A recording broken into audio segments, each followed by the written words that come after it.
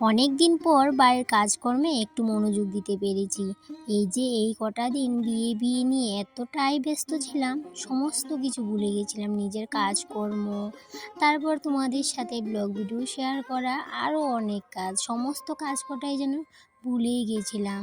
আবার বাড়িতে এসে সমস্ত কটা কাজ মনে পড়ে গেল। তাই জন্য আজকে আবারও তোমাদের সামনে আমার নতুন একটা ব্লগ ভিডিও নিয়ে হাজির হয়ে গেলাম। এদিকে বকবক করতে করতে তোমাদের জিজ্ঞেসই করা হয়নি তোমরা কেমন আছো। তো বন্ধুরা, কেমন আছো সবাই? আশা করছি রাধা মাধবের কৃপায় সবাই ভালো আছো। তবে আমিও ভালো আছি। তো সকাল সকাল অনেক কাজই করা হয়ে গেছে, তবে সেগুলো আর তোমাদের সাথে শেয়ার করা হয়নি। অনেক সকালে ঘুম থেকে উঠেছিলাম, তবে অনেক সকাল বলতে এতটাও সকাল না, মোটামুটি 6টা সাড়ে 6টার দিক থেকেই কিন্তু কাজগুলো শুরু করেছিলাম। ওই যে বিয়ে নিয়ে ঘুমও কিন্তু ঠিকভাবে হয়নি, তাই জন্য ঘুমটাও কিন্তু এখন যেন বেশ চোখে ঘুম থাকে, সকালে চোখ খুলতেই পারি না। তাই জন্য একটু বেশ বেলা করেই কিন্তু চোখটা খুলে। তো যাই হোক, চোখ তো খুলতেই হবে, চোখ যদি নাও খুলে জোর করে চোখটাকে খুলতে হবে। আর আজকে ভাবলাম কি, যেহেতু বাড়ি এসেছি এখন তো রান্নাঘরটাকে পুরো পরিষ্কার করতে হবে। অনেক দিন হলো তো রান্নাঘরটা পরিষ্কার করা হয়নি, এতটা নোংরা হয়েছে কি বলবো তোমাদের। তবে কিছুটা পরিষ্কার আমি করে নিয়েছিলাম, আর বাকি যেই কাজগুলো বাকি আছে ক্লিন করার, সেগুলো আজকে করে নেব আর তোমাদের সাথে সেই কাজগুলো শেয়ারও করে নেব। তবে কালকে বাড়ি থেকে আসার সময় মা কিছুটা লাল লঙ্কা দিয়ে দিয়েছিল, তো সেগুলোকে শুকিয়ে নিতে হবে। তাই জন্য ঘুম থেকে উঠে কিছুটা টুকিটাকি কাজ ছিল সেগুলো সেরে চা টিফিনটা করা হয়েছিল। তারপর শুকনা লঙ্কা না, যদিও এগুলো তো এখনও শুকায়নি, শুকালে তারপরে কিন্তু শুকনো লঙ্কা হবে। তো যাই হোক, এই যে লাল মরিচগুলোকে একটু রোদে দিয়ে দিলাম, শুকাতে হবে তো। আর এই লঙ্কাগুলো যদি শুকায় অনেক দিন আমার কিন্তু আর শুকনো লঙ্কা কিনতে হবে না। তো যাই হোক, শুকনো লঙ্কাগুলোকে রোদে দিয়ে তারপর সোজা চলে আসলাম রান্নাঘরে।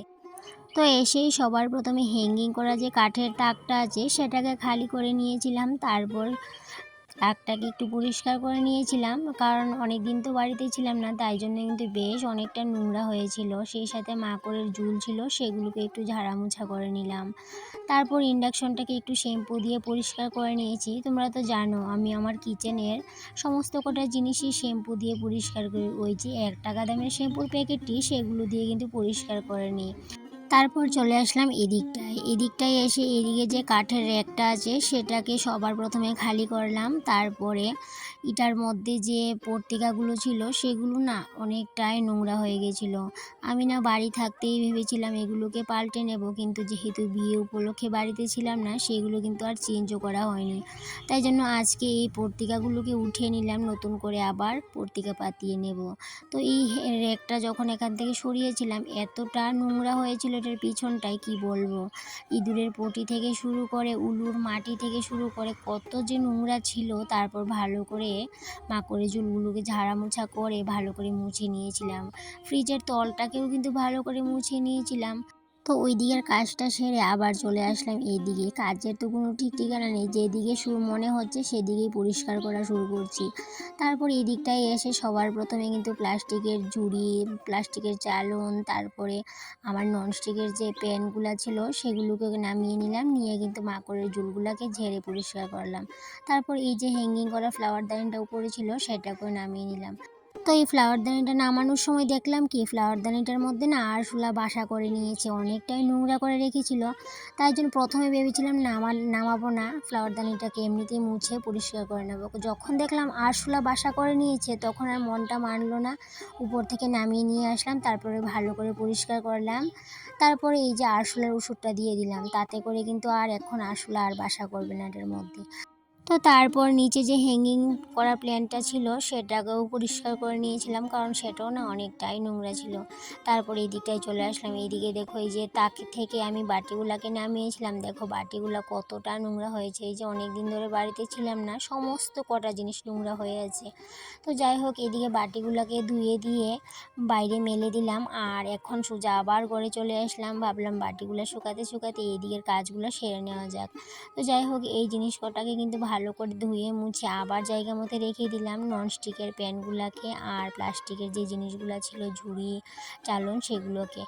তারপর আমার যেই বাসনের র্যাকটা আছে সেটাকেও কিন্তু জায়গা থেকে সরিয়ে নিয়েছি।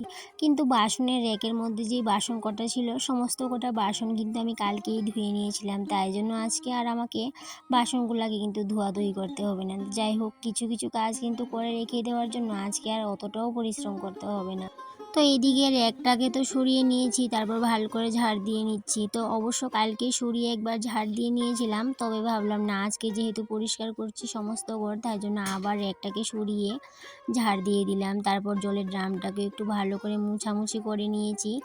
তারপর এই যে ফ্লাওয়ারগুলা ছিল, ফ্লাওয়ার দানিগুলা, সেগুলোকে একটু মুছে আবার র্যাকের মধ্যে নিয়ে রেখে দিলাম জায়গা মতে।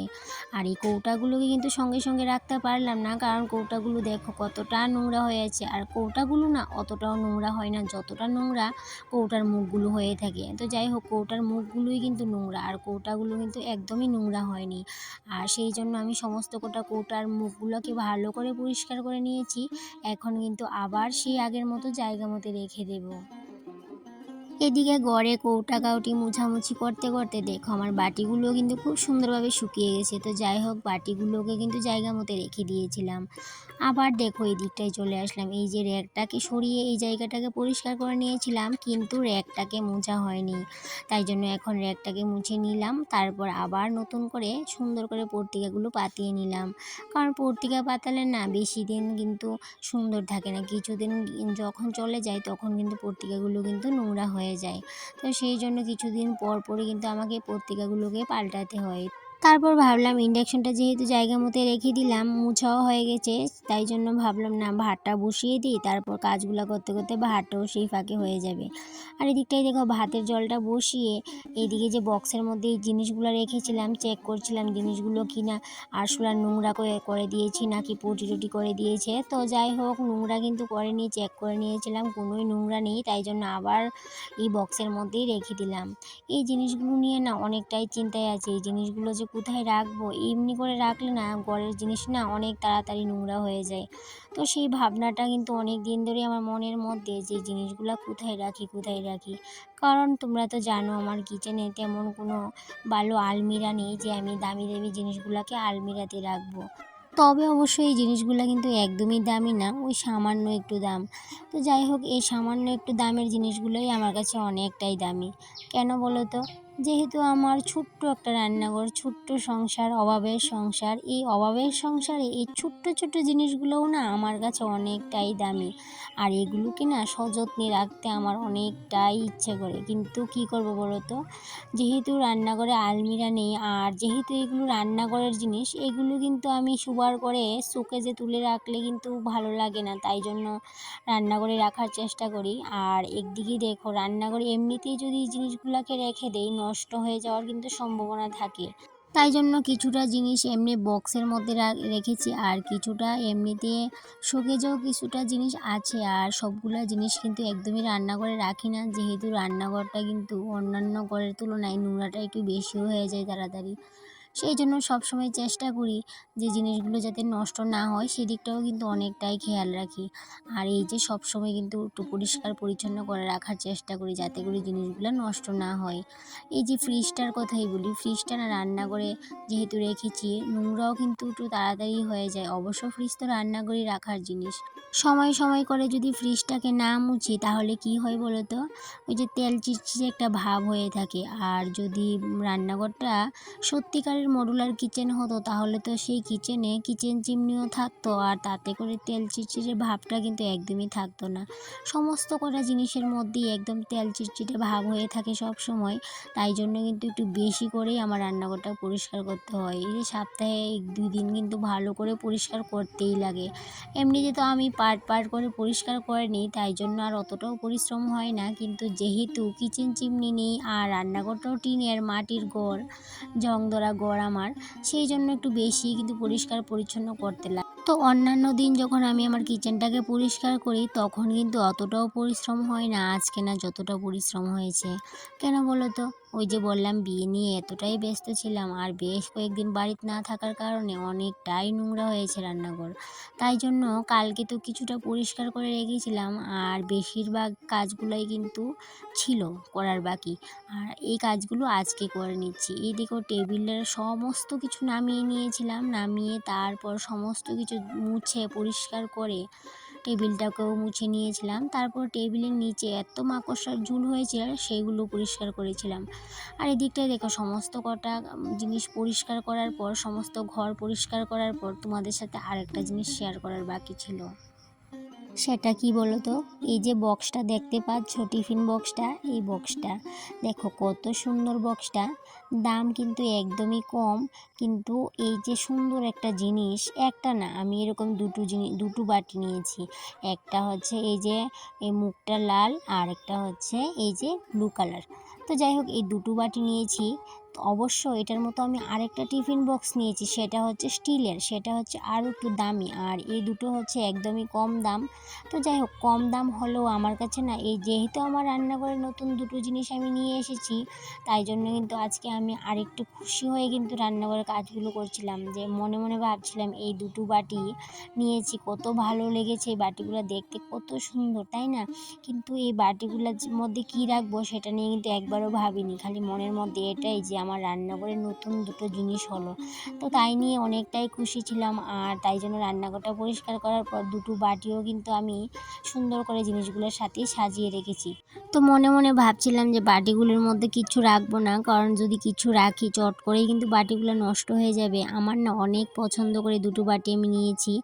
আর তোমরা তো জানো আমি ছোট ছোট জিনিস কিনে কিন্তু খুব আনন্দ পাই, তাই জন্য রান্নাঘরের জন্য সবসময়ই কিন্তু আমি ছোট্ট ছোট জিনিস কিনে কিন্তু আনন্দ পাই। এমনিতে রান্নাঘরের মধ্যে আমার টিফিন বক্স কিনতে এতটাই ভালো লাগে, জানি না কে এত ভালো লাগে কেন। তো যাই হোক এই দুটো টিফিন বক্স আমি আজকে রান্না করে রেখেছি। আর আরেকটা টিফিন বক্স ছিল, সেটা ছিল না অনেকটাই দামি, বলতে বাটিটা খুবই ছোটো, কিন্তু বাটিটা না খুবই সুন্দর, স্টিলের মধ্যে ঢাকনাগুলো না এরকমই, কিন্তু ওই যে বললাম একটু দামি। তো যাই হোক ওই বাটিটা না ছেলেকে দিয়ে দিলাম স্কুলে টিফিন, তাই জন্য বাটিটা আর তোমাদের সাথে শেয়ার করতে পারলাম না। আর তোমাদের সাথে না আরেকটা জিনিসও শেয়ার করার আছে, আমি আমার রান্নাঘরের জন্য আরেকটা জিনিসও এনেছি, সেটা কিন্তু আজকে তোমাদের সাথে শেয়ার করিনি, সেটা শেয়ার করব অন্য একটা ব্লগে। আর সেই সাথে আমার রান্নাঘরের জন্য আমি আরও দুটো জিনিস অনলাইনে অর্ডার করেছি, সেগুলো আসলে তো অবশ্যই তোমাদের সাথে শেয়ার করব। আর দামি জিনিস হয়তো বা কিনতে পারি না, কিন্তু কম দামি জিনিস দিয়ে আমি আমার কিচেনটাকে একটু সাজিয়ে গুছিয়ে রাখার চেষ্টা করি। টাকা পয়সা কম থাকলেও ওই যে ছোট ছোট দামি দামি জিনিসগুলো দিয়েই আমি আমার ভাঙাচোরা টিনের মডুলার কিচেনটাকে সাজিয়ে গুছিয়ে পরিপাটি করে রাখার চেষ্টা করি সবসময়। আর সেদিন কি হয়েছে বলো তো, সেদিন না আগরতলা গিয়েছিলাম, তো সেখানে না খুব সুন্দর সুন্দর ফ্লাওয়ারদানি দেখেছি। আমার না এতটা ভালো লেগেছে কি বলবো, কিন্তু ওই যে টাকার জন্য নিয়ে আসতে পারিনি। কিন্তু নেক্সট টাইম যখনই আমি আগরতলা যাব তখন কিন্তু ওই জিনিস ওই ফ্লাওয়ারদানিগুলো নিয়ে আসার চেষ্টা করব, কারণ মাইন্ডের মধ্যে একটাই ঘুরছে যে আমাকে আমার কিচেনের জন্য আরও কয়েকটা ফ্লাওয়ারদানি নিয়ে আসতে হবে। তবে যেটুকু ছিল আমার কাছে সেটুকু দিয়েই তো এখন সাজিয়ে গুছিয়ে রাখলাম, কিন্তু নেক্সট টাইম যখন আরও কয়েকটা জিনিস নিয়ে আসবো অবশ্যই চেষ্টা করব আর একটু অন্যরকমভাবে সাজিয়ে তোলার আমার কিচেনটাকে। তো যাই হোক বন্ধুরা, আজকের গাছানোটা কেমন হলো অবশ্যই তোমরা কমেন্টে জানিও। সেই সাথে আমার যে পাতাবাহারের একটা প্ল্যান্ট ছিল, ওই যে দেখতে পেলে টেবিলের উপর রাখলাম, সেটা দেখো আগে কত ছোট্ট ছিল, এখন দেখো কত বড় হয়ে গেছে। তো যাই হোক একদম আর্টিফিশিয়াল প্ল্যান্ট, অরিজিনাল প্ল্যান্ট সমস্ত কিছুই আছে আমার রান্নাঘরে।